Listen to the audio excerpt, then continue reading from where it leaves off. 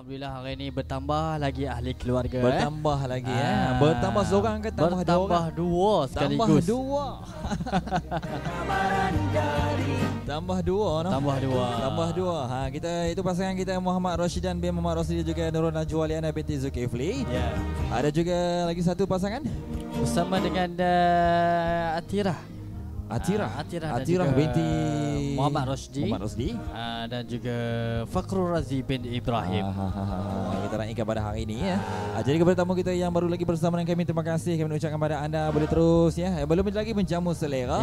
Yang baru sampai, yang baru tiba, yang baru datang hari ini ya, selamat datang. Kami ucapkan kepada anda mengalu-alukan kedatangan anda untuk bersama dengan kami di sini. Ya. Dan belum lagi menjamu selera? Belum lagi menjamu selera? Belum lagi. Apa nak kena buat kalau tak semu selera lagi? Silalah menjamu selera. Silakan. Jangan malu, jangan segan InsyaAllah hidangan kita hari ini yang dibawakan oleh Marzek Catering. Hidangan hari ini kita buat secara buffet, layan diri. Jadi insyaAllah jangan malu-malu, jangan segan-segan Angkat pinggan cedok sendiri. Kalau tak cukup boleh tambah tambah lagi. Untuk santapan kita bersama di jam 3.41 minit petang. 3.41 minit petang. Okey, baik. Jadi insyaAllah kita akan teruskan hiburan kita di petang-petang ni. Di petang-petang. Hari ni hari apa? Hari ni hari Ahad. Betul ke hari Ahad? 23 Disember 9 Safar 9 Safar 1434 Hijrah yang kita raikan bersama dengan hari ini.